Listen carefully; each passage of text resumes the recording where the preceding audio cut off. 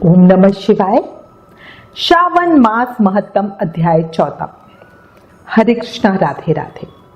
श्रावण मास महत्तम के अध्याय 13 में भगवान शिव ने ब्रह्मा पुत्र सनत कुमार को दुर्वा गणपति व्रत कथा सुनाई, जिसका व्रत श्रावण शुक्ल पक्ष की चतुर्थी को किया जाता है।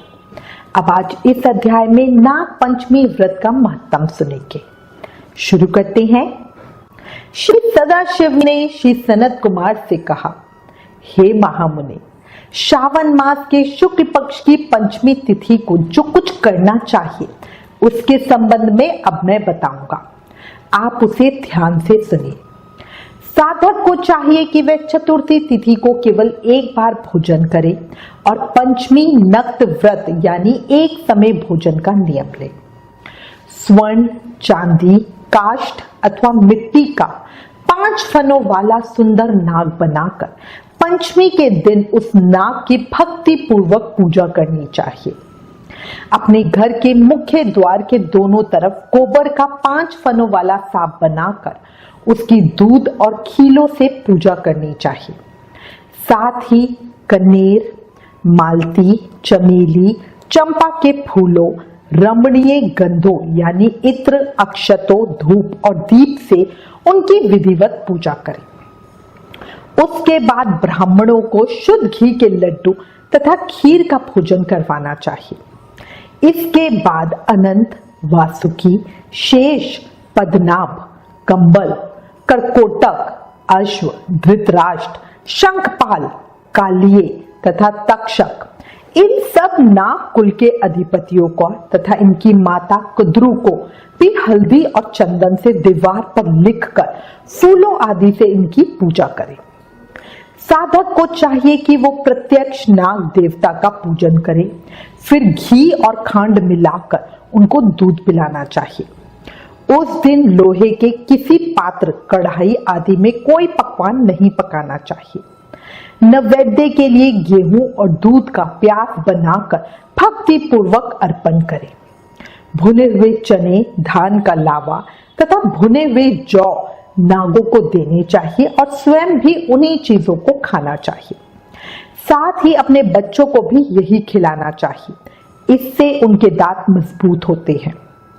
सांप की भाभी के पास गायन तथा वादन करना चाहिए और इस दिन को उत्सव की तरह मनाना चाहिए। स्त्रियों को भी श्रृंगार करके उत्सव मनाना चाहिए। ऐसा करने वाले मनुष्यों को जीवन भर कभी सांप का भय नहीं होता। भगवान श्री सदाशिव ने श्री सनत कुमार से कहा, हे विप्र, संसारिक जीवों के हित की कामना से आपसे कुछ और भी कहूंगा। हे महामुने, आप उसे ध्यानपूर्वक सुनिए। हे वत्स, नाग के द्वारा डसा गया मनुष्य मरने के बाद अधोगति को प्राप्त होता है और अधोगति में पहुंचकर वह तामसी सर्प होता है। सांप हमेशा तमोगुणी होता है, इसमें संशय नहीं है। इसकी निवृत्ति के लिए पहले बताई विधि से एक भुक्त व्रत आदि का नियम कर ब्राह्मणों से नाग निर्माण तथा पूजा आदि आदर पूर्वक कराए। इस प्रकार 12 मासों में प्रत्येक मास में शुक्ल पक्ष की पंचमी तिथि को इस व्रत का अनुष्ठान करें और वर्ष के पूरा होने पर शुक्ल पक्ष की पंचमी को फिर पूजा करनी चाहिए। नागों के निमित्त ब्राह्मणों तथा सन्यासी को भोजन कराएं। किसी पुराण ज्ञाता ब्राह्मण को रत्न जड़ित स्वर्णमय नाग और सभी उपसंस्कारों से युक्त तथा बछड़े सहित गौदान प्रदान करें। दान के समय सर्वव्यापी, सर्वगामी, सब कुछ प्रदान करने वाले अनंत नारायण का स्मरण करते हुए ये कहना चाहिए, हे गोविंद, मेरे कुल में अगर कोई व्यक्ति सर्प दंश से अधोगति को प्राप्त हुए हैं, वे मेरे द्वारा किए गए व्रत तथा दान से मुक्त हो जाए। ऐसा उच्चारण करके अक्षत युक्त तथा श्वेत चंदन मिश्रित जल वासुदेव के समक्ष भक्ति पूर्वक जल में छोड़ दे। हे मुनि सत्तम, इस विधि से व्रत करने पर उसके कुल में जो सभी लोग सर्प के काटने से भविष्य में मृत्यु को प्राप्त होंगे या पूर्व में मर चुके हैं, वे सब स्वर्ग गति प्राप्त करेंगे। साथ ही हे कुल नंदन, इस विधि से व्रत करने वाला अपने सभी वंशजों का उद्धार करके अप्सराओं के द्वारा सेवित होता हुआ शिव सानिध्य प्राप्त करता है। जो मनुष्य इस व्रत को जैसा बताया है उसी के अनुसार करता है, उसको इस व्रत के सभी फलों की प्राप्ति होती है। जो मनुष्य श्रावण मास शुक्ल पक्ष पंचमी के दिन भक्ति तथा श्रद्धा से नक्त व्रत करते हुए फूल आदि उपहारों से नाग देवों का पूजन करते हैं, उन पर मणि किरण विभूषित सूर्य प्रसन्न होते हैं।